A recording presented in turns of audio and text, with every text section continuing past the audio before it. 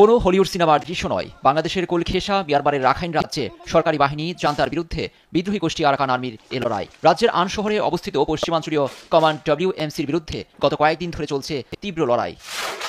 রণক্ষেত্রের লড়াইয়ের ছবি ধারণ করেছে আরাকান আর্মি। বৃহস্পতিবার বিদ্রোহী গোষ্ঠী যখন আক্রমণে যায়, তখন আকাশপথে রাশিয়ার তৈরি জঙ্গি বিমান নিয়ে গোলা ও বোমা বর্ষণ চালাতে দেখা যায় জান্তাকে। থেমে থেমে বিস্ফোরণের শব্দ শোনা যায়, তবে নিচে থাকা সেনাদের চতুর্দিক থেকে ঘিরে ফেললে আত্মসমর্পণে বাধ্য হয় অনেকে। এদিকে বিমান হামলায় নিজেদের অনেক যোদ্ধা হতাহত হয়েছে বলে স্বীকার করেছে আরাকান আর্মি।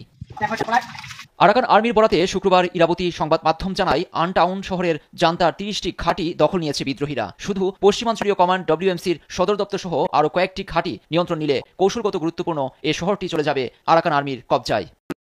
শহরটিতে থাকা জান্তা সেনাদের ঘিরে ফেলায় আত্মসমর্পণের আহ্বান জানিয়েছে আরাকান আর্মি। যারা সম্মতি হবে তাদের কোনো ক্ষতি হবে না বলেও আশ্বাস দেওয়া হয়েছে। সম্প্রতি বাংলাদেশের টেকনাফ সীমান্তবর্তী মংডু শহরের নিয়ন্ত্রণ নেয় আরাকান আর্মি। অনেকটা ঝড়ো গতিতে একের পর এক ঘাঁটি দখল করে নেয় রাখাইন শিগগিরই সামরিক সরকারের হাতছাড়ার শঙ্কা জেগেছে।